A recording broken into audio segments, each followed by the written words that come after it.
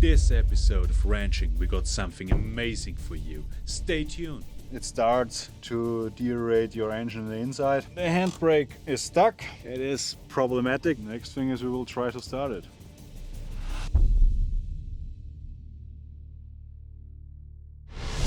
So, welcome back to another episode of Ranching. We are heading to somewhere in North Austria to look for a 60 series landcruiser. To be precise, an actual 60. With a 2H engine, I think it's a 82 or 83, but we will look for it. So, we hit the road. Fortunately, the cruiser wasn't too far away because we are in... We traveled from the southeast of Austria near the Hungarian border to the northeast part of Austria, and after a 200-kilometer drive we arrived at our destination. So, we arrived after a 2-hour drive and now we'll look for the landcruiser. It's set for 26 years and was not started for a long time. We will take a look. Wie muss das auch? Ein brauner. Ja.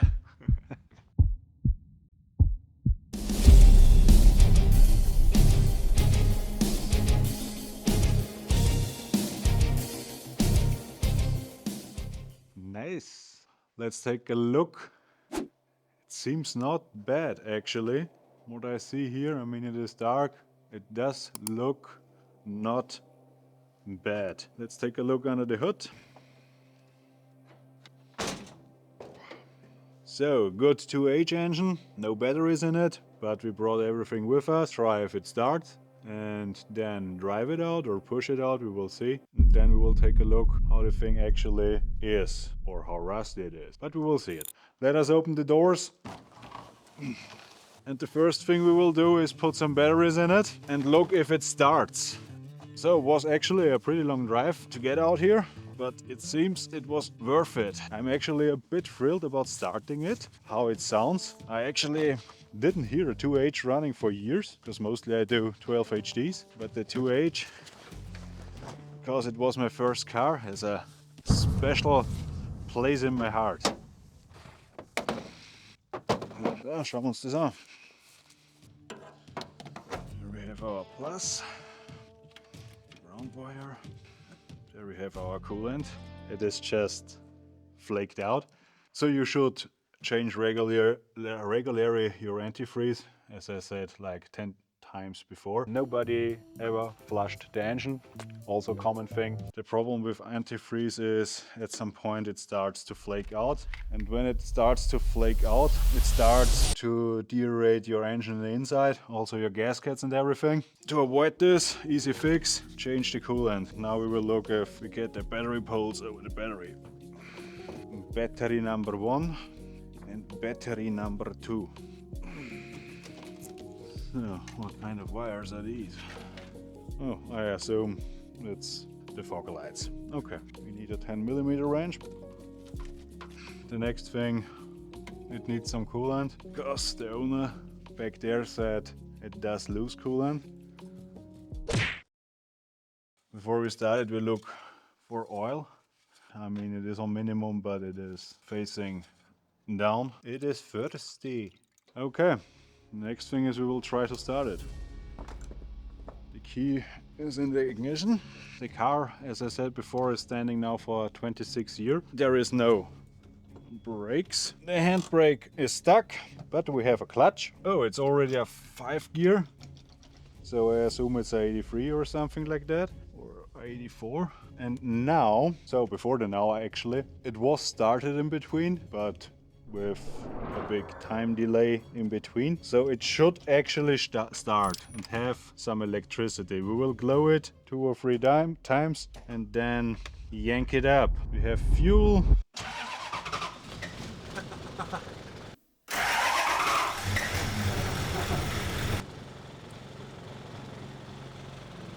It starts. It doesn't start. And now why it turned off? It turned off because it had no oil pressure, because it was standing so long. And the 2H engine have an oil pressure sensor like the B engines. And if they're standing for longer, you have to start it 2 times because the EDIC, there is an electric motor on the right side of the engine, just switches the car off in case there is no oil pressure. Ooh, it runs.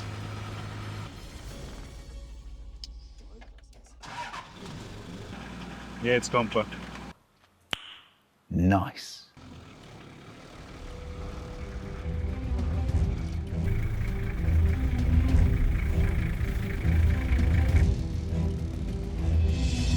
Okay, we turned it off. I had to, turn it off by gear because it doesn't turn off with the key.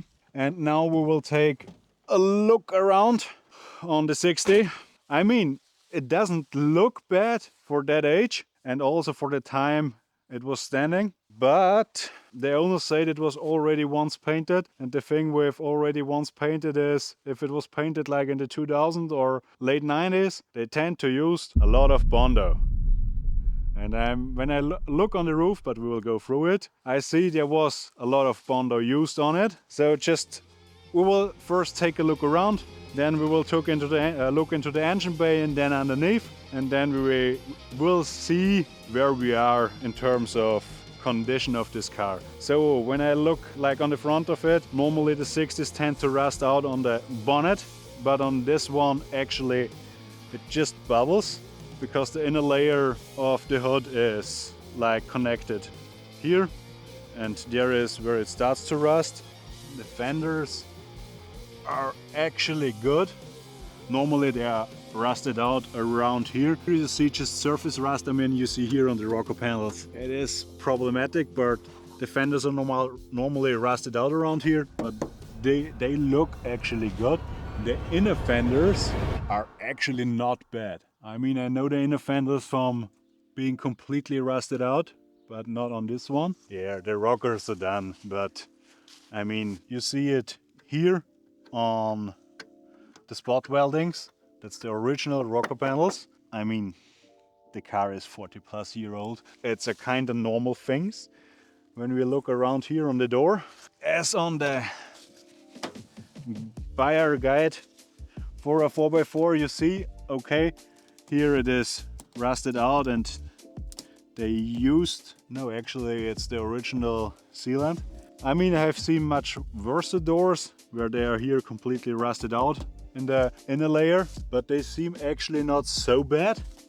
I mean, you know it after sandblasting how they actually looks, but yeah, okay. Same with the rear door, just a little rust where the sheet metal are connected to each other. I mean, you see here on the wheel arch, it is actually there, someone redid the wheel arches. You see it here. There are the spot welds, so I assume they just replaced this thin layer of the wheel arch. The replacement panels would go up to around here, but they just replaced like this part of it. Yeah, I can feel where they cut it out, and you see where they over sprayed it. There is paint. Okay, as I showed wheel arches, here we have the back of it. It is pretty sure rusted. Yeah, so in the back it is like soft. I can like bend the metal with just my fingers. Sure, it is rusted through, but that is actually a 60 series thing, like I told on the 4x4 buyer's guide. From like the B pillar backwards, actually a little before, they tend to rust, like really rust. Yeah, the lifters don't work anymore, but that's not really a surprise. I see here no sealant, so I assume they put in this piece of the upper tailgate. I'm pretty sure they did. Here, you see it here. There is where they welded in the new panel, and here it was rusted away. I will open the lower tailgate if it opens. Wait a minute. There you have it. It was locked. You see, it is heavily welded on the bottom tailgate. You see here, they put some anti-stone chipping on it before they painted it.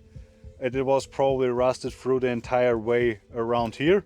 And then they just painted it with a brush. So actually on the body of the car, we see it was also welded heavily in the back of it, where the actual sidewall is connected to the body. It is not the sidewall, it is the APCD pillar, goes down and is connected to the rear body subframe. You could name it body subframe. The 60s, also the 61s tend to rust around here, and sure, that is also the case on this car. So I mean, I cannot say wait a minute, I'm here in 10 seconds. I get the key with some sub keys on it. So what we see here, we see the filler neck. So also they tend to rust around here like heavily, because this inner layer of the filler neck is spot welded to the sidewall, and when we look afterwards from the inside, we will see there is actually no paint on it. When it is cold on the outside, the metal, and you put the heater on in your car and it gets warm and the metal gets warm, the water tends to run down into this gap and then they rust out around here. Actually have a body. No, I already brought the body to the scrapyard, but I had a body who was rusted out around here like really heavily. Here, I mean, I don't have to say anything about that. Here, same thing as on the other side. I can feel there it is, or was welded heavily. Yeah, it is. And also it is actually rusted through, but I mean, no surprise, because they redid. As it was on the other side, it is probably the same on this side. You see already everything bubbles here, so I assume they welded in also this wheel arch. Oh, yeah, yeah, we will come to it later. It's the frame, but we will come to it later. So then we have here the B pillar. Also here it starts to rust out, because the P pillar is attached like this to the rocker panel, and you have also here the same problem as on the filler neck and everywhere else, where two panels are just spot welded together. And I mean, on the early 60s, Toyota did a real bad job on sealing gaps. It rusts out. So then the same as on the other side, here you see it even better on the P pillar. It is actually pretty rusty.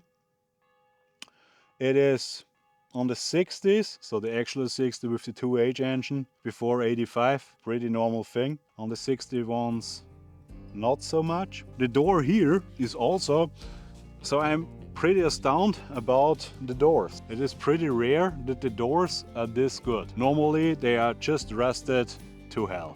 The rocker panel here isn't as bad as on the other side. It is still the original rocker panel, what I see from how it is shaped.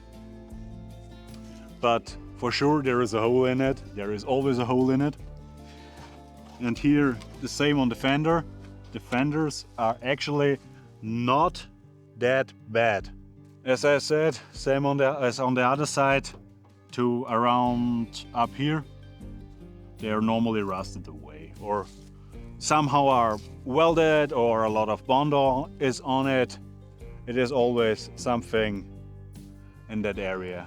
Also the inner wheel housings don't look bad. I mean, sure, there is surface rust everywhere, but not bad. Now we look on the roof. As we already see, when you remember the former 4x4 buyer's guide, I told you about the bubbles on the roof. Here we have actual holes, so it is rusted away. Also on the A pillar it is pretty rusty. And here it is still okay, but here you see the paint cracking from where it was repainted. And yeah, actually here you see there is probably a lot of Bondo on it. Yeah, I mean, nothing I already said about it. It will be all around the car, and this car is actually a candidate for changing the roof out. So cutting it off, putting another roof on it. There is no sense in welding any of these spots anymore, because there is not just the rust what you see, there is also the rust where the roof is attached to the actual body, and in between there will be all the way forward just rust. I mean, if there are just like pinhole sized rust spots on it, you can weld it, no problem, and put some cavity wax in it, and it will probably or pretty sure hold up. But at this point, there is no sense in it anymore. Okay, the next thing we'll check is the engine. It is running, we heard it running. Also the gearbox is shifting, and I actually had to put in four-wheel drive because the grass is slippery and the tires are as old as time itself. We will check on the engine, all the piping and how it actually looks. I already recognized that the power steering is not working and I can't open the power steering reservoir, but I will open it in a minute with a wrench. There could be two cases of it. Probably a pipe is busted, or there is no oil in it, or the power steering box itself leaks oil, because we don't see it actually. I have to turn a little bit on the steering wheel. Yeah, you will say no, hey, put on the engine power steering, but there is no power steering. There is just power, as the owner said it from the background. So I see here the leaf springs. Okay, that is coolant. But you have here the power steering box on the inside, and where the power steering shaft comes out of the box, there is a seal in it, and they tend to leak sometimes. But I see from here the power steering lines, they are rusty, crispy rusty. So probably I assume one of the lines is busted. But yeah, the power steering box also tends to leak. When you have bigger tires on it, they for sure leak after some time. There it is, in all his mighty power, the 2H engine. 4 liters and concrete reaping 105 horsepower. So, if we look on the front mask, behind the grille, and we look down, we see the front mask is pretty much gone. But actually nothing that really surprises me. I actually owned a 60 with like 17, and yeah, looked kind of the same. And when you look inside the engine bay, you see there is still the original paint on the inner wheel housing. Sure, the battery trays are rusted away, but they are always rusted away. And then we have the firewall. The firewall is rusty. I assume when I would put out the wiper engine or the wiper motor, we will pretty much have a problem on the inlet of the blower motor, and it will be rusted out. I'm pretty sure about that. That is more common on the 60s, because Toyota did actually a bad job on putting any cavity wax in it, so they don't put any in it actually. So down there we have the power steering box, and as I said, I see the lines and they are rusted. They are so rusty that the actual hex bolts are rounded. You could say it is bad. It is actually not bad, because the car is 40 plus years old and it was running in Austria. I already told you, mountain country, salt, problem. All the piping is actually rusting. Also the piping from the injectors is rusty. The complete engine block is rusty, but that is just surface rust. I mean, an engine block doesn't rust through so quick. But for sure, if you redo the car, you have to redo the engine. It is running fine, it has not much kilometers on it, but still the seals are old as time itself, so you have to replace head gasket and seals and all that things. But the good thing on a 2H engine is, it is just, I mean, you can call it like that, I will call it like that, this is a tractor engine. It is pretty straightforward to replace all these things. Yeah, and we don't have to talk about brake lines. I mean, there is no reason for it to talk about brake lines. And sure, all the hoses are blown up to like double the size. If you look on this hose is just mushy and old and hard and something. And there is a lot of air inside the cooling system, but it leaks coolant, so no real problem in it. Just out of curiosity, I will look into the air filter box if something nested in there. No, but nothing nested in there. Oh, and it doesn't have the cyclone, so it is a pretty early one. So, and now afterwards we will look on the frame. We will remove a tire if I can. The studs look pretty rusty.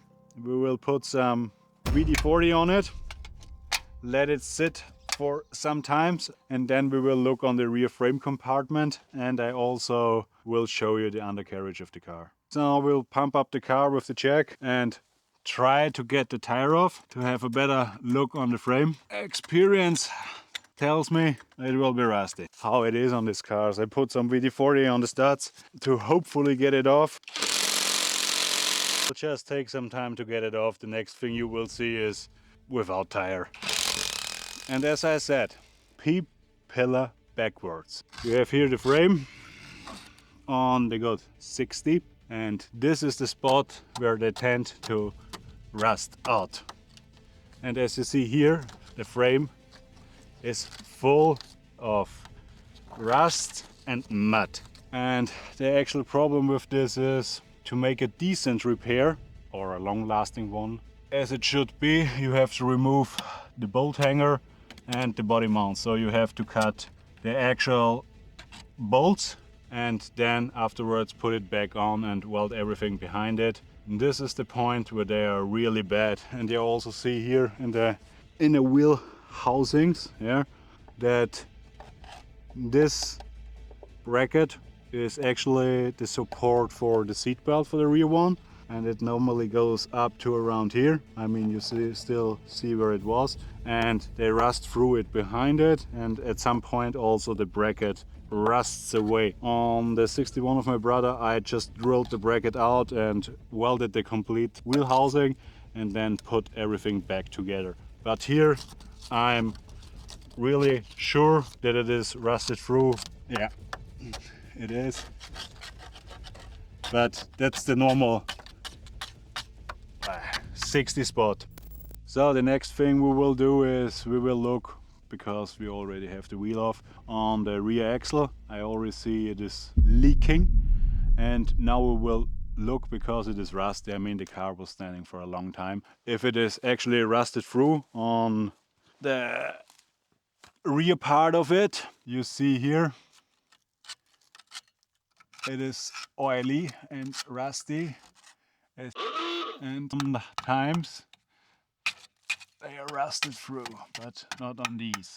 But it is for sure thin. I mean, if you look on the springs and everything, sure it is shot, because just from standing, oh yeah, some spiders. If you look around here into the inner C channels, they are also rusted away, but that is also kind of normal replacement on the 60 frames. Replace the C channels and also the rear cross member. Actually, this one has the band cross member, but doesn't have the outer cross member. The 61s have. There is a difference in the frame. The outer cross member on these things are the rear bumper actually. Tank. I mean, you see just a lot of things you see then when you have removed everything and put it down to pieces. Then you see a lot of things appear. But I know these cars pretty well, so I already know, okay, when you drop the tank, there will be rust on top of the tank, and every bolt will probably snap, or a lot of bolts will snap. That's just a 60 thing. I mean, I have to admit that is just how it is. So as we have seen in the rear, I mean, there is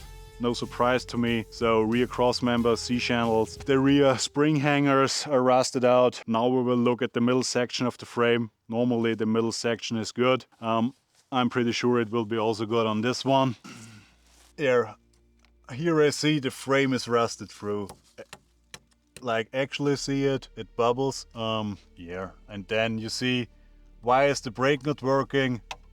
The brake line is busted. Here it is just flowing out. The drive shaft has play in it, like in the teething of the drive shaft, it does have play. I mean, if the cameraman goes down here and films up this on this angle, you see how it is moving. There's also some play, and the transfer case actually kind of normal at this age. And when I look on the front axle, it's the same thing. I mean, you have just to tear it down to the last bit, replace everything, sandblast everything. As it is with most landcruisers, it is worth to do it, and I have seen much rustier ones, and this is actually for that age, and also it is an early 60, not bad. I mean, there are some certain difference to later ones, like the springs in the front have not so much layers. The rear ones have just 1, 2, 3, 4, 5, 6 layers. The later ones were 8, and so on. But the floor actually doesn't look bad. It is just the frame. And the rocker panels from behind are rusted through. But yeah. So, my conclusion about this car. If I would live in America, what I don't do, I probably would spend $2,500 on seals, gaskets, wheel bearings and stuff, and would drive it. It would drive. Actually, it wouldn't drive bad.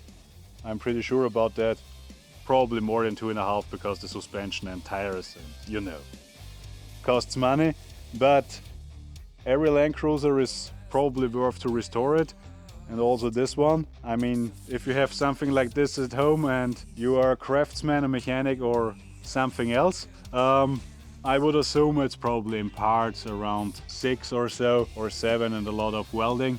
And if you can paint it yourself, you probably have a pretty nice 60. I hope you enjoyed this episode of Ranching. Like us and subscribe on our social media. Ich verkack's jetzt mal, ja?